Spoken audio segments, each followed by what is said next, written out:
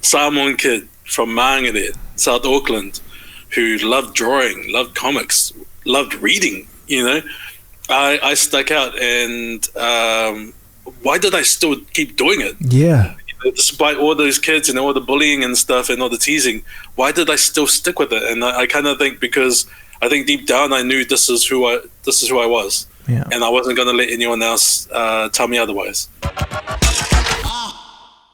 Hey everyone, welcome to this week's episode of Please Blow My Mind with me, Will Fleming. Yes, you are seeing me in the early morning, or you are listening to me, or you are joining me in the early morning in the cold water. And I guess I'll just quickly preface what the hell I'm doing in here. Well, as you know, this podcast is about expanding our way of thinking. It's also about contracting our way of thinking, and it's trying to, well, the answer is in that. It's in the both of those things is where I think part of the answers to living comes out. So this is what you'll find me doing, learning from my guests and then implementing those tools and strategies into my life. Now, why am I in the cold?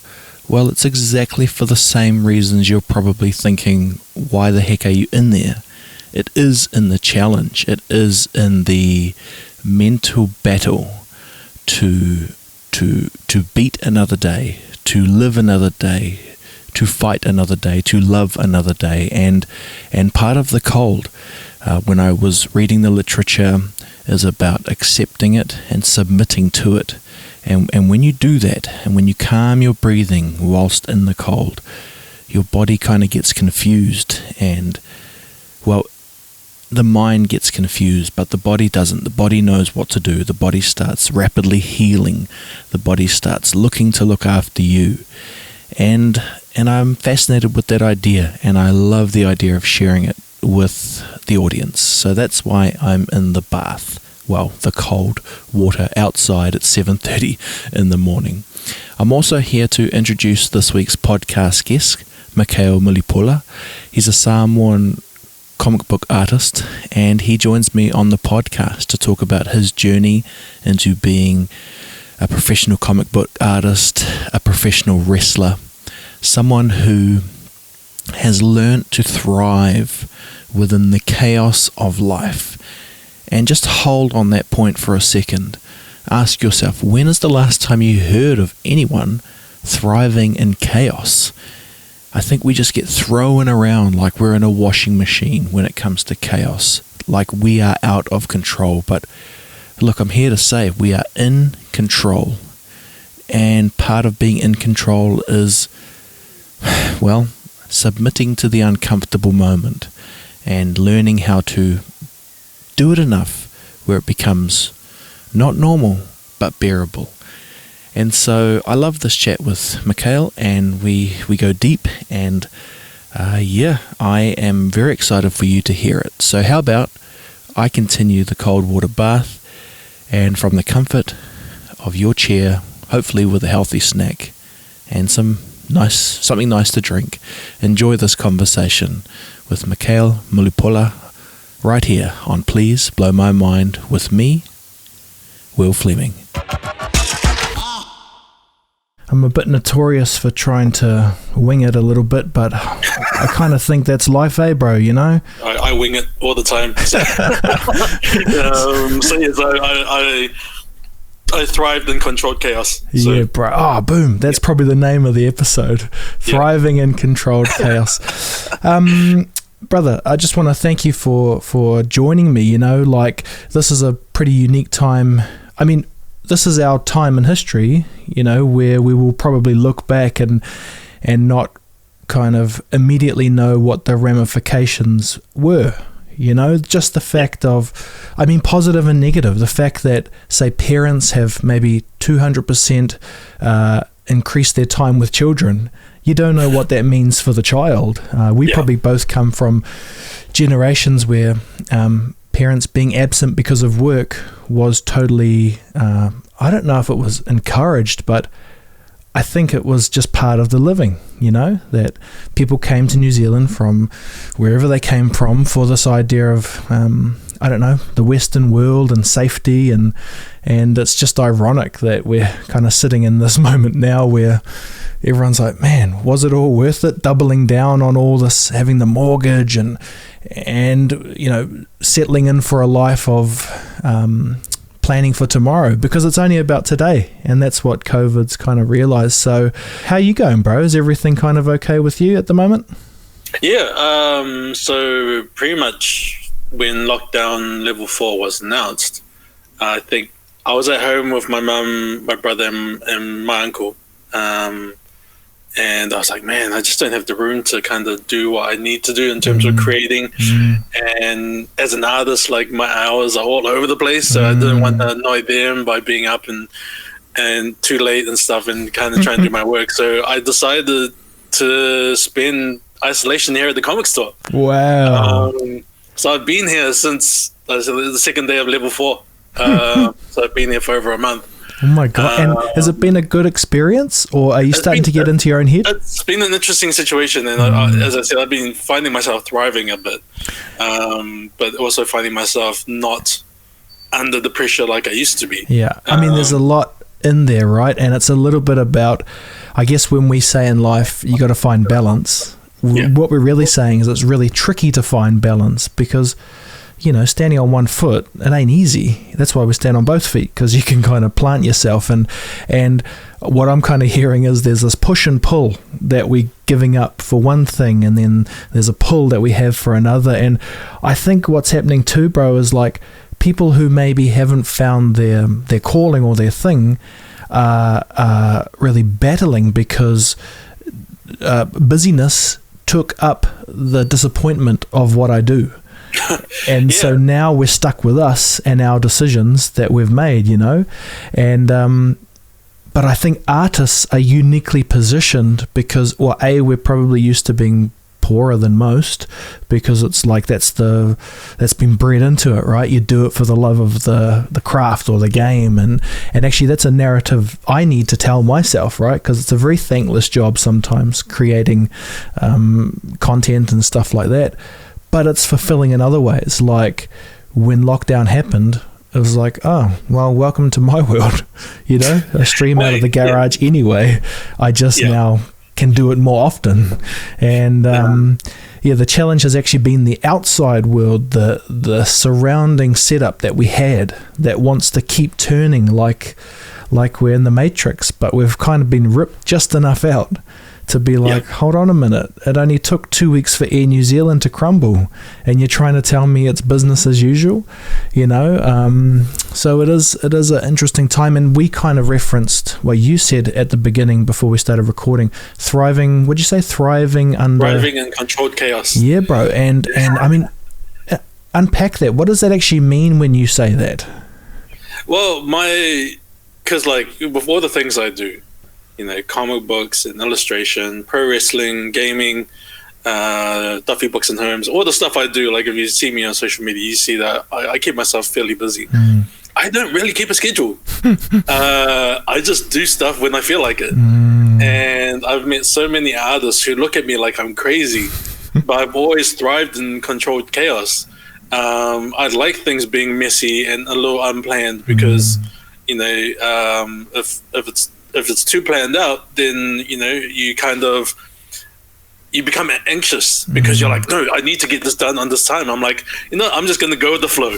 And that's kind of what the COVID isolation, quarantine, lockdown situation brought about, was, okay, how can I make this work for me? And as you pointed out, like as an artist, we isolate anyway, right? Yeah. When we're creating work, we isolate ourselves from the rest of the world because we're exploring our own minds to create artwork. And so nothing too dissimilar to our everyday lives has changed, other than where you can go when you go step outside, essentially. So for me, like, just controlled chaos it's messy, but there's some kind of semblance of like a routine somewhere there amongst the chaos. You know, it's like the chaos theory where like all this random stuff happens, but then you look at it and you're like, that's connected to this and that, and so that's kind of how I thrive. And the same thing with wrestling as well. A lot of times, you know, some wrestlers will love to plan their match entirely out there, and for me, I'm like, you know what, we'll do this, we'll do that, but we'll see how the crowd reacts. Yeah.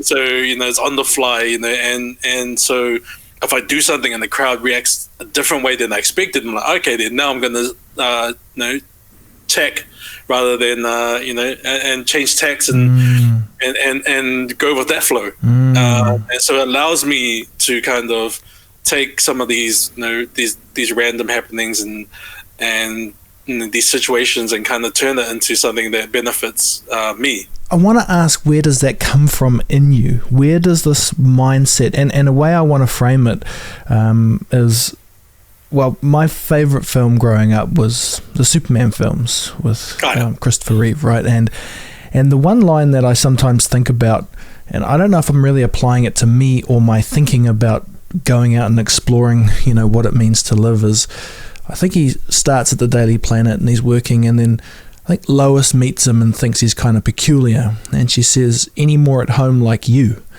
And he says, "No, not really." And sometimes I think about myself in that way, like, why do I think the way I do? Like, it would be quite easy to plot a path from, say, my grandparents to my dad to me, but for some reason I see the world, you know, I don't know, I see the world through a prism of hope and love, and I guess that was their goal, to provide a runway for me to be like that. Or maybe it's just my personality, or maybe it's something else, and actually it's just sent me along a journey of why do we process, you know, the world the way we do. But when I think of that, it makes me wonder, like, are there any more at home like you? Like, why are you into art? Why are you into comics? Does that come from a specific place? How did that fire, you know, light in you? This kind of controlled chaos like mindset I have, not entirely sure where it actually came from, but the love of comics came from when I was a little kid. My uncles read comics, and they had like a little stash at home, and I think it was about 3 or 4 where I stumbled across it, and I just instantly fell in love with the medium. Wow. Like the colors and the characters just really caught my eye as a little kid. So when I started school, I was already into comics. I didn't know how to read them, but I just loved the pictures and all that. And my love of comics kind of fostered my love of reading. And so I threw myself into learning how to read because I wanted to go home and read comics. Gotcha. You know, I wanted to read those words. You know, I could see the pictures, but I wanted to know the story. And because of that, I always stood out. Samoan kid from Maangere, South Auckland, who loved drawing, loved comics, loved reading. You know, I stuck out, and I was never the cool kid at school. You know, all the cool kids would play kiss and catch. I never played kiss and catch. I was on the sidelines reading comics or drawing and reading dinosaur books and archaeology books, sci-fi, fantasy, all kinds of anything I could get my hands on that really lit a fire in my imagination. Yeah, that was me. That's awesome. Back then, you know, I got teased for it. I got bullied for it because I stood out, because I was different from the rest. But I think deep down I knew this is the stuff I love to do. This is the stuff I love.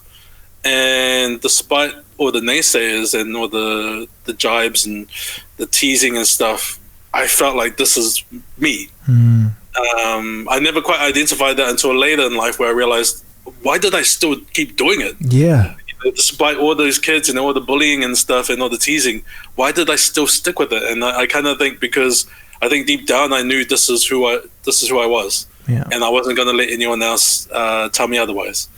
And throughout the years, you know, through school and after school, I knew I wanted to do this stuff. I didn't know how. There was never really any determined path to make my career happen.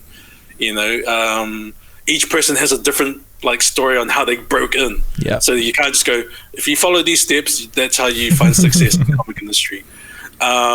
So again, control chaos. I was like, I don't know how to make this happen, but I'm gonna give it a go. Like that's the least I can do. If it's something, and I tell kids that too. There's something that you absolutely love to do. You owe it to yourself to give it your best shot. But you also need to understand that failure can be part of that journey. Yes. Don't let that deter you. Like I said, the reason why I've succeeded as much as I have is because I've failed so many times. You know, but like each failure, each mistake is another opportunity to learn. I'm just going to say quickly good night to my little one. Say good night. Say bye-bye. Good night. Okay, going to go to bed now so Daddy can keep... Yes, not. Okay, time to go now. Come, baby. See you tomorrow. Yes, not no. Good night.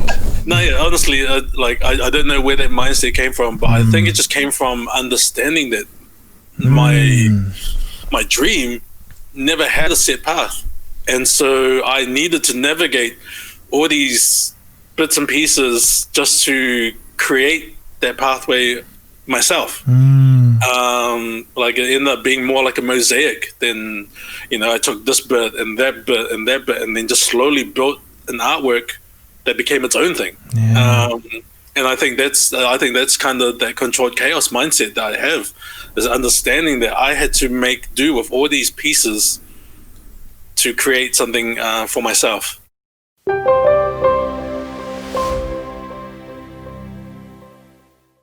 Brother, it's so interesting because you try and isolate these things and it just seems, I mean, it really is chaos. It's just all of these particles flowing around, and you know, I'm thinking when you're talking and I'm like, how many times do that comic book stash, it's packed away on the day that you walked by, and I like to think that, you know, we find our path, but this is what I'm learning through my conversations, is that there's plenty of stories about that person not finding the stash of comics and finding something else, and that taking them down a scary journey, you know. And I can't help but think also that the content of the material you were reading was kind of building you up on the inside, you know, the hero's journey, the idea that it doesn't always work out, you know. Like, I do profoundly think that the Superman films, the fact that Clark wasn't the cool guy and he wrestled with that and you were privy to that even if you didn't understand it, it made a difference. And I mean, we are pretty tough on our media, and we're pretty tough on, say, I don't know, the last run of Marvel films and stuff like that. Tough in a way of people just saying entertainment and it's all these things, but it's really, I think, and I'll be interested to know what you think, that these are kind of the deep-seated ideas of our humanity manifesting, you know, this idea that is where the hope comes from. I mean, were you aware of this reading comics growing up? You know, initially, no, I just loved the characters and stuff, and the conflicts, and you know, just the artwork and that. But as I started reading, you know, some of that stuff, you know, the moralistic tales of superheroes, you know, good and evil. But then, so like when people always ask me, are you Marvel or DC? And I love comics in general, but I do find that I skew towards Marvel stories because the way I see it, like DC heroes are very much godlike. So, you know, they're up here, the people are down here, and the people look up to the gods for inspiration, you know, like that's who we aspire to be. So I call those superheroes. Marvel is more about superhumans, everyday people dealing with everyday life with these powers and how they navigate that. And I prefer more stories that relate to everyday life, and that's why I kind of skew towards Marvel, because I love the idea of just an everyday person having to navigate everyday life with these superpowers and or these responsibilities. I've never been one to put people on the pedestal, so I never was all about hero worship or you know celebrity culture and stuff. And so I never really connected with the godlike kind of status of superheroes. I was more interested in the nitty gritty And I find that was more human for me, like in terms of that relatability. And like, living through those stories and reading, the tales and as humans, it never really does end on a happy ending, right? And so, like, a lot of times, there was always, like, even though the good guys won, there was always just that kind of at what cost, and has it really ended? Will it really end? You may have won now, but there are consequences to that down the track. And so that, like, comics, then also pro wrestling, because I fell in love with pro wrestling as a kid because it was the closest thing to real life superheroes. True. It was as a kid in the 80s, it was before all the superhero film and the explosion of superhero films. So, like, you took what you got. Pro wrestling, just again, bright colors, those larger than life characters really just were like, these are superheroes and supervillains. And so just those kind of back then clear cut divides between the moralistic tales kind of does kind of I guess inspire the way you think and feel about morals, moral values and stuff like that. Do you think we run the risk today that we're kind of bombarded with ideas, right? And we become very kind of steal or we set up blockers. We literally can block people online. We can set up ad blockers. The word block isn't a negative one in our society, and I'm wondering if there's room for, let's say, children growing up now, that what can they attach on? What can they gravitate towards if everything has just been, like, boom, there's another film, boom. Like Marvel's a good example, right? It was like this, 10-year long thing, and at the end of the day it's like, well, what was that journey like for the people it maybe was intended for? Now there's a probably giant argument that it was intended exactly for us, but maybe there's a multiple win thing there where the children who are growing up, they will remember that as kind of their superhero entry. I guess I'm just wondering what your thoughts are on this level of pace that we have in today's world, and if there was, if you were a kid growing up today, you'd probably have multiple options, whether that's a good thing or bad thing. I mean, I don't know. I probably think it's a good thing because the level of options hopefully means you've got more chances to connect. But I also wonder if maybe you might just keep skimming across things as opposed to really grabbing onto something and it seeping in deep, Yeah, it's an interesting world, interconnectivity, has allowed you access to a whole heap of information and entertainment options, and having too much of that, again, you end up just skipping along, going, oh, I love this. Next thing oh no, actually I don't love that, I love this. And then and it really kind of becomes very scattershot in terms of what's hit and what's missed, because you look at Netflix, people are like, oh, have you seen the series? Because I binged through it. Because have you seen this one? They go, oh no, I'm going to try it. And so like people just get into this rotation of onto the next thing. And I guess the idea of like content creators as well, isn't it? Because I deal a lot in social media, and I definitely utilize social media in its inception to really grow my audience, and I understood that with social media, out of sight is out of mind, and you've got to be posting fairly regularly just to always pop up, let people know you're still there, hey, check this out, blah blah blah. But now it's just there's an economy on that, on content creation, and I just find that weird, and it's crazy. And so everyone's always trying to get hits. The content creators are always trying to get hits, always trying to get views and shares and all that stuff, virility online and stuff. But I find that weird because again, I'm of that generation that special generation that grew up analog, but then in the teenage formative years, digital came in. So I've got that double, that double life of analog and digital. Yeah. Nowadays, kids are growing up fully digital in a totally different world, and you're constantly bombarded with information and entertainment options, and it's a little weird. I'm probably a little too old to really kind of have a good grasp on that, but from what I've seen, I find that it can be so much information overload, and I guess the danger of information overload is blocking, right? There's so much happening, so much there that you go, okay, I'm going to start cutting that off and start cutting that off, and then the danger of that is when you end up with tunnel vision and an echo chamber. And so the only information you get is the information you want, and that you don't want a catered information experience. You need to learn so many different things outside your sphere in order to get a better understanding of everything around you. And I tell comic artists and wrestlers, for inspiration, look outside your bubble. Don't look at wrestling for wrestling inspiration. Don't look at comics for comics inspiration. Look at stories, look at theater, film, television, cartoons.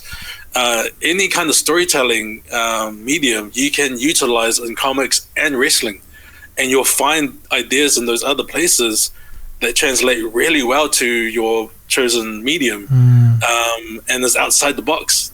And too many people, as I say, too many people look within the art form for inspiration in the art form. Yeah. And in doing so, you cannibalize it rather than expand it.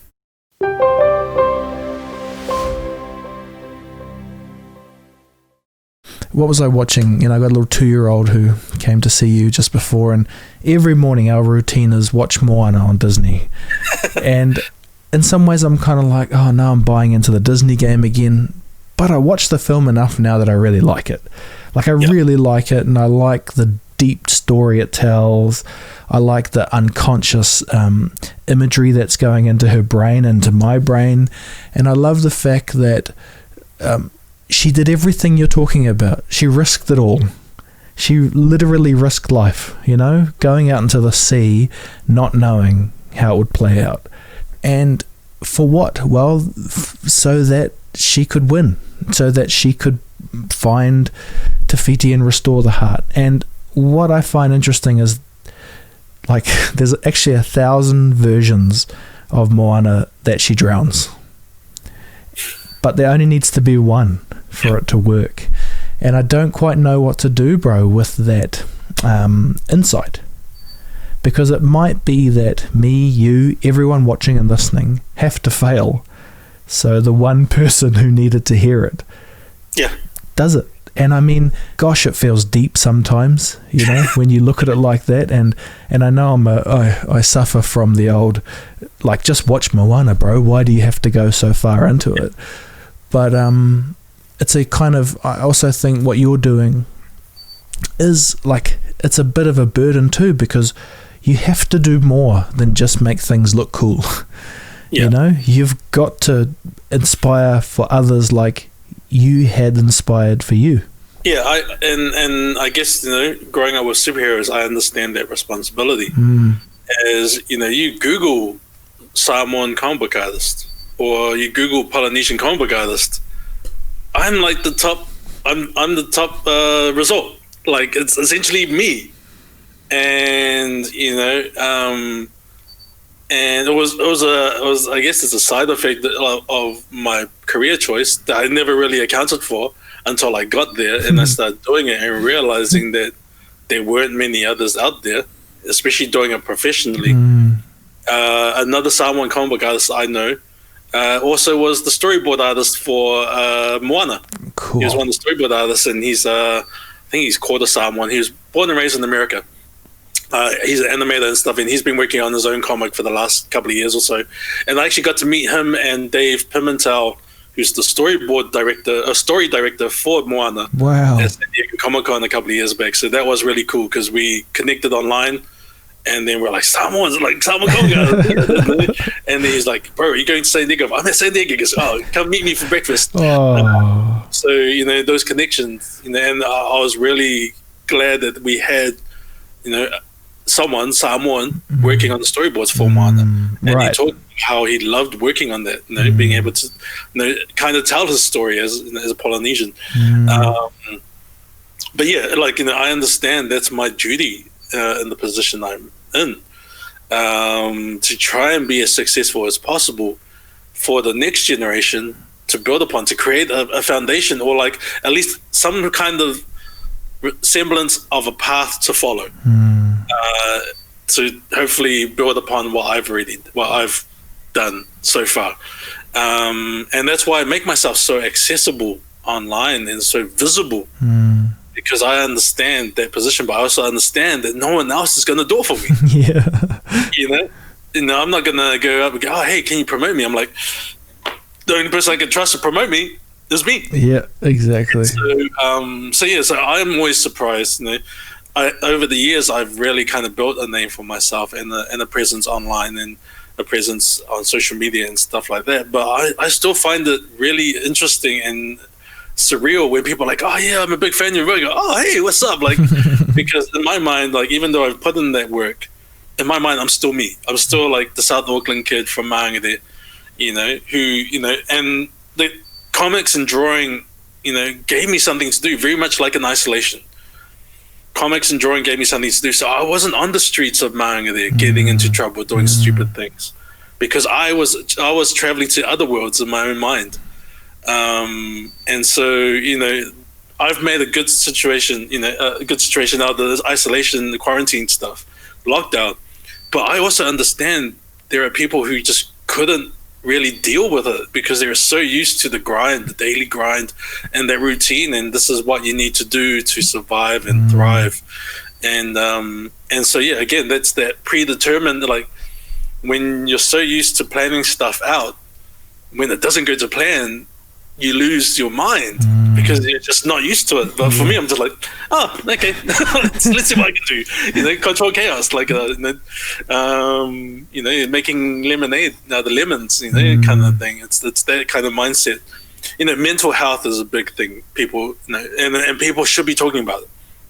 I always feel like I never really have a place to talk about it because I think I've never, like, in depression and that, like, I mean, people are like, oh, have you ever suffered from depression? I feel like I've never have, because I've never been in that too much in the doldrums. Like, bad days, oh, of course I have. Negative feelings, I've had those.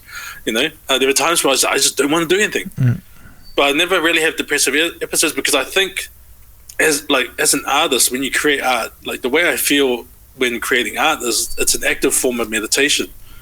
And when you're creating worlds and life through your artwork, you're exploring your own mind. And I tell young artists this because they're like, how do I find my style? How do I find what makes me an artist? I'm like, the more you draw, the more you understand yourself. And I feel like drawing has really helped with my mental health by allowing me to figure myself out just a little bit better, and allowing me to figure out ways to handle any negative emotions or feelings I have. Also, what's good is having an outlet, kind of like, you know, something like pro wrestling, you know, to physically let out any negative emotions and frustrations I may have, and take it out on someone else in a controlled environment. So having that outlet, I guess, also helps me deal with anything like that. So nothing really gets bottled up. You know, but as I said, like, do I have some issues? Of course I do. You know, but being an artist and exploring my own mind has helped me navigate those just a little bit better. Man. It's so cool what you're saying, because look, I feel I too share what you're saying, right? I am someone who, look, there's a lot of luck in my life, but there's also a lot of ways I can outlet, you know? I can outlet through I sometimes think, because I'm an editor by trade, so I sometimes I'll take these things in, and as I'm molding it, I assume those that role, and it becomes like an avatar, you know, and you are that, and then you watch it back, and then you get to export it, and if it's good, you get good feedback, and all of these things help you process what's going on.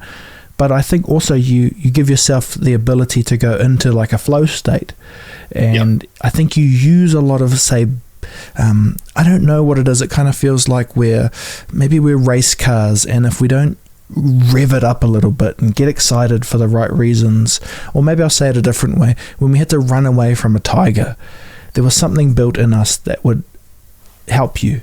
But now, because we're not running away from a tiger, we still have that in us, the fire. And if you can't let it out somehow, I think it ends up cannibalizing you, you know, it ends up eating at you from kind of the inside out. And actually, the scary thing is that it still comes back to your own hero's journey, you know. Just because an ice bath works for me as a way to shock my system, it might not be, you might not like that, or, you know. And actually life does give us clues, like some people are from the real cold, others are from the heat, some people have brown skin, some people have white skin, some people are tall, short. It actually says find the way that works for whoever the hell you are. And that's a cool insight. Like, we kind of see difference and we just think, oh, well, difference, I'm in my tribe, you're in your tribe. And I think partly that's true. But the beauty of that is that you can look out at that other tribe and say, what are they doing? I might try that. And all of a sudden you're down a different path. And it's cool. It's something can you imagine, your kind of family, when they came over to New Zealand from Samoa, that they would ever imagine a future like what you've got? No, a career in the arts for Polynesian families is not a career choice. Luckily for me, my mother was like the black sheep of her siblings. She was the rebel. She was, and so I think that the rebellious streak kind of came down to me. And so she, like, one of the greatest things that she did was allow me the freedom to be who I wanted to be. Never put constraints on what I could do, who I can be. She fostered my love of comics. She used to work at the University of Auckland, and when she had to work on the weekends, we would go into town. She would work, and then after work, she would take me down to the comic book store. So she helped foster my love. She never, again, put those kind of constraints on me. And I think that's how I've been able to kind of do what I do, because I was given the freedom to be who I wanted to be, and find myself. And I'm very much about, what works for me works for me. What works for you works for you. Yeah. All I can really do is share my story, share my experiences, to hopefully give you some insight on how you can approach whatever it is you want to do, however you want to do it. And that's the message I try and bring to schools when I visit them. This is my story, this is my passion, this is what I love to do. Hopefully you find inspiration in that, whatever avenue you choose to go down. It's one of those things that I'm very fortunate, New Zealand born, Samoan, so it's just that freedom and that move from Samoa, gave the families future generations. It's pretty sure I'll always be forever grateful to my grandparents for that decision. So. Yeah, and I mean, those of us who have Pacific heritage, it's a hell of a thought, right? The thought that they, like Moana, they navigated, they left the shores because of finding a hope, finding a dream, following a dream, following a risk. For plenty of people, it was a risk. It didn't work out, especially because I think 1967 is when they moved over, and I think my immediate family, luckily, were never victims of the dawn raids and stuff. But that period, they were there during that period. We have family, we have friends who were victims of dawn raids. So how what would they have been thinking during that time? Would they have been thinking, oh, maybe we should move back, that kind of thing before, and then they could have moved back before I was born, and then my life would be totally different. But the risks, again, the risks and the rewards for that, that move, to set up their future generations.